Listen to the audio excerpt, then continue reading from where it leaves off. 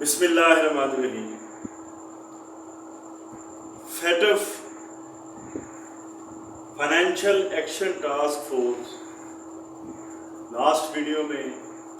اس کے اوپر ہم نے بات کی تھی کہ فیٹف کس ادارے کا نام ہے اور اس کے مقاصد کیا ہیں۔ فیٹف امریکہ میں 9/11 کی دہشت گردی کے بعد دنیا کے ترقی یافتہ ممالک نے یہ سوچا کہ دہشت گردی کی جو فائنانسنگ ہے وہ دنیا میں کہیں نہ کہیں سے ہو رہی ہے۔ پوری دنیا میں جہاں بھی دہشت گردی کی کارروائیاں ہوتی ہیں ان کے پاس فنڈز کہاں سے آتے ہیں، ان کو فائنانس کہاں سے ہوتا ہے۔ خاص طور کے اوپر ٹیرر فائنانسنگ اور منی لانڈرنگ کی روک تھام کے لیے دنیا کی ترقی یافتہ ممالک نے ایک ادارہ بنایا جس سے فائنینشیل ایکشن ٹاسک فورس کا نام دیا گیا، یعنی جو پوری دنیا میں منی لانڈرنگ کے حوالے سے اور دہشت گردی کے اوپر جو پیسہ فائنانس ہوتا ہے، ان کو سپورٹ ملتی ہے، اس کو ان رجحانات کے خاتمے کے لیے، ختم کرنے کے لیے فیٹف کا ادارہ جو ہے وہ بنایا گیا۔ اور اس میں ان ممالک جہاں جہاں سے انہیں انفارمیشن ملتی تھی کہ یہاں ان ممالک سے دہشت گردی کے فروغ کے لیے فنڈنگ ہو رہی ہے یا پیسہ استعمال ہو رہا ہے، تو ان ممالک نے یا ان کے رکن ممالک نے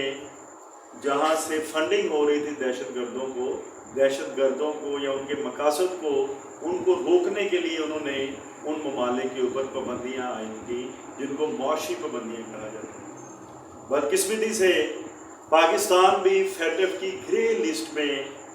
اس کو شامل کر دیا گیا۔ ابھی ہم بعد میں گرے لسٹ کیا ہے اور فیٹف کی کتنی لسٹیں ہیں اس کے اوپر بھی اینڈ پہ بات کریں گے۔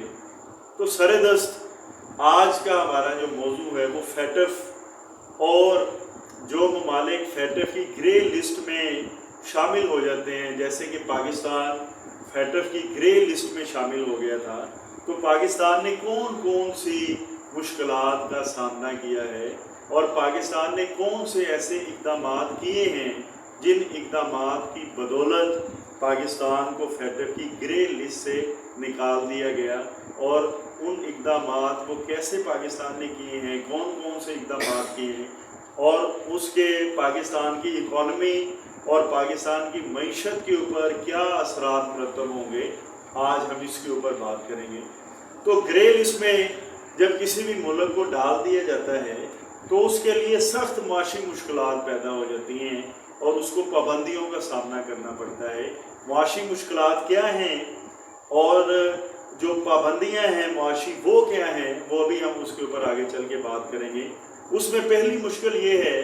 کہ فیٹف کی گرے لسٹ میں جس ملک کو ڈال دیا جاتا ہے تو دنیا کے جو ترقی یافتہ ممالک ہیں جو دوسرے ملکوں میں انویسٹمنٹ کرتے ہیں، تو وہ ملک جو گرے لسٹ میں جس کو ڈال دیا جاتا ہے اس ملک کے لیے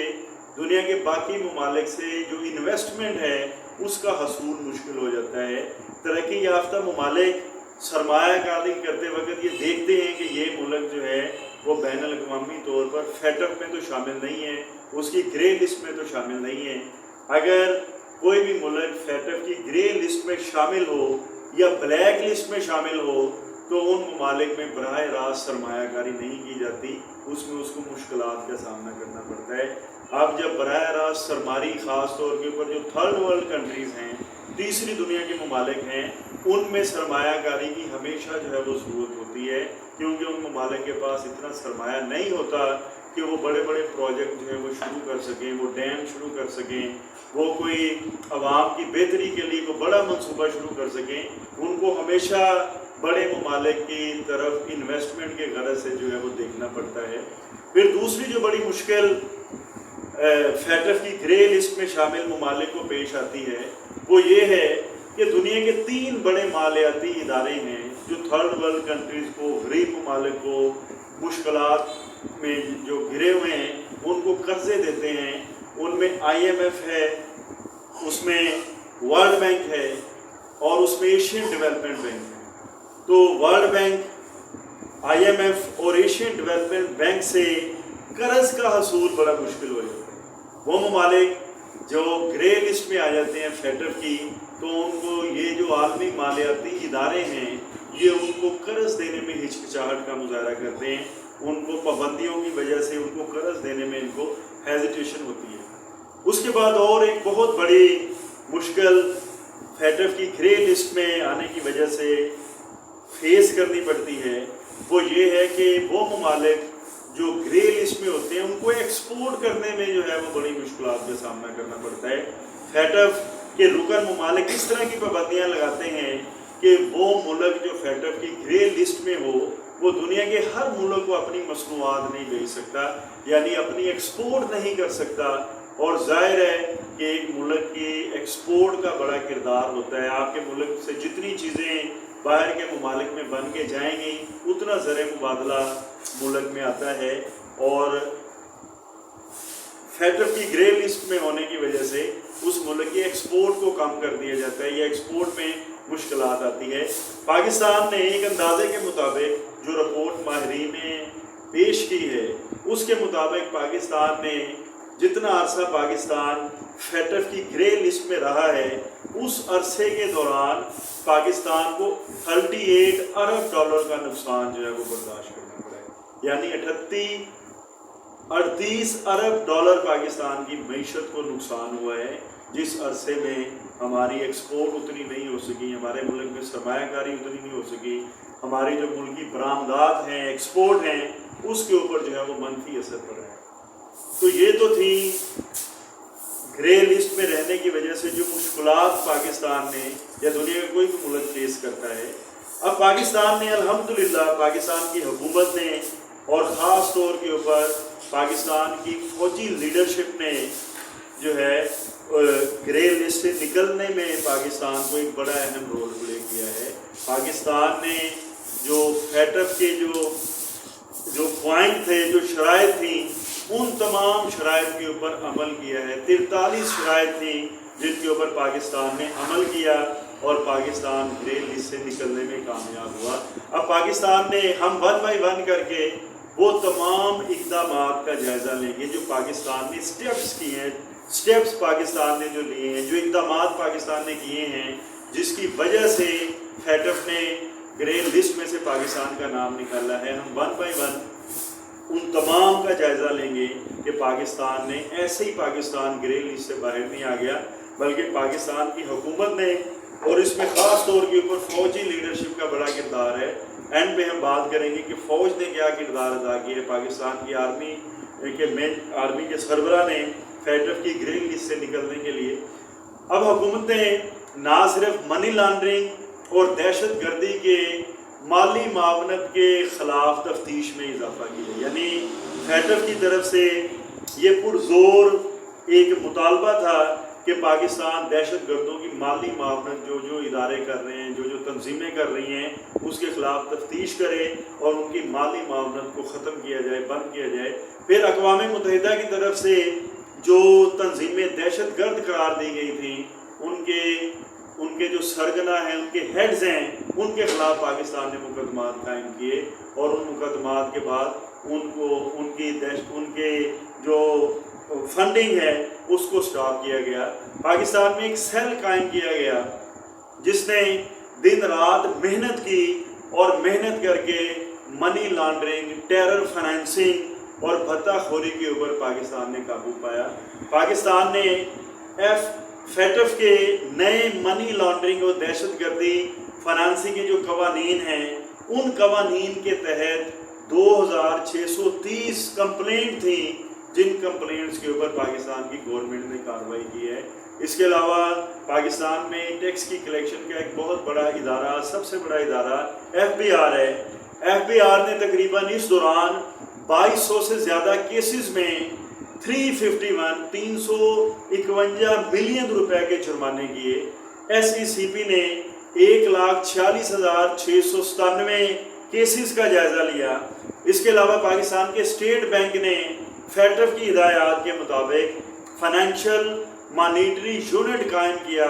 जिस यूनिट में बेशुमार ट्रांजैक्शन को जो है वो पकड़ा गया اور اسٹیٹ بینک نے اس ایکٹ کے تحت جتنی مشکوک ٹرانزیکشن ہوتی تھی ان تمام مشکوک ٹرانزیکشن کو جو ہے وہ پکڑا اور اس کو اس کے خلاف جو ہے وہ کارروائی کی گئی، اور خاص طور کے اوپر پاکستان نے بینکوں میں جو بے نامی اکاؤنٹس تھے ان کا خاتمہ کیا گیا، اکاؤنٹ ہولڈر جو ہیں جتنے بھی ان کی جانکاری کی گئی کہ ان میں کہیں جو ہے وہ منی لانڈرنگ کا پیسہ تو نہیں پڑا ہوا، یا وہ جائز پیسہ ہے، قانونی پیسہ ہے، غیر قانونی پیسہ تو نہیں ہے۔ ANP میں قانونی اصلاحات کی گئیں، اور ایک اور سب سے بڑی بات ہے کہ کالعدم تنظیموں کے اثاثوں کے اوپر بریک ڈاؤن کیا گیا کہ ایسی تنظیمیں جن کو اقوام متحدہ کے کہنے کے اوپر یا پاکستان کی گورنمنٹ نے جن کو کالعدم قرار دیا تھا، ان تنظیموں کے اثاثوں کو جو ہے وہ ضبط کر لیا گیا، سیل کر دیا گیا، ان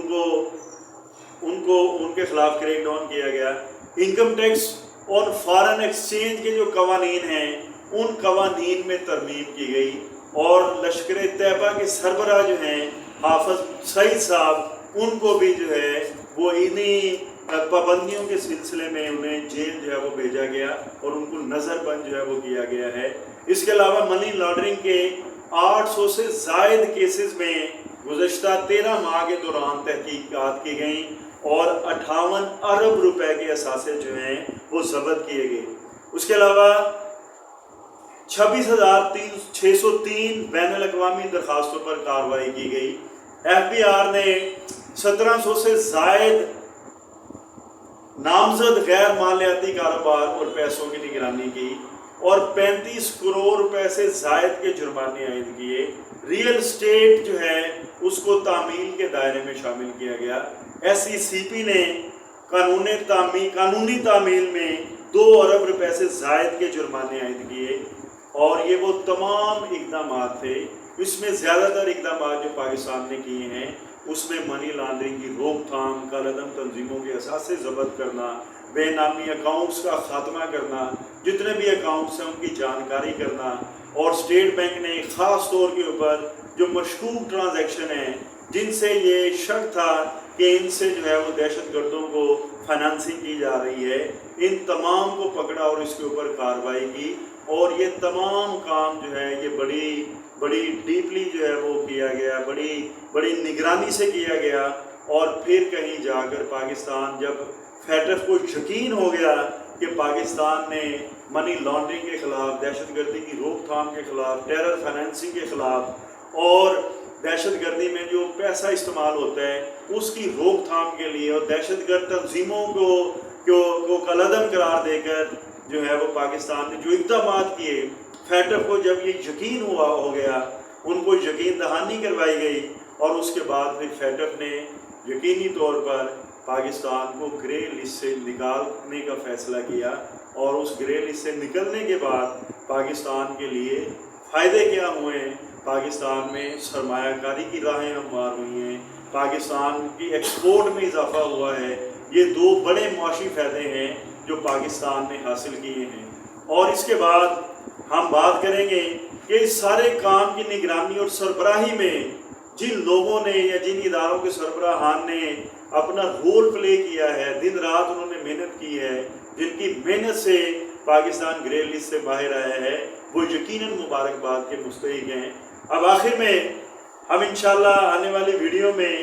پاکستان کو گرے لسٹ سے نکالنے میں پاکستان کے آرمی چیف نے ایک بڑا کلیدی رول جو ہے وہ پلے کیا ہے، پاکستان کی فوج نے ایک انتہائی ذمہ دارانہ کردار ادا کیا ہے، ہم اس کے اوپر بھی بات کریں گے، اور ہندوستان نے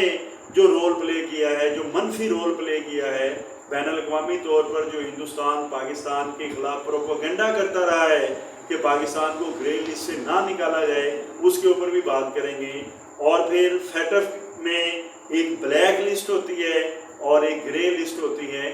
بلیک لسٹ کیا ہوتی ہے اور گرے لسٹ کیا ہوتی ہے، انشاءاللہ نیکسٹ ویڈیو میں اس کے اوپر ہم بات کریں گے۔ شکریہ۔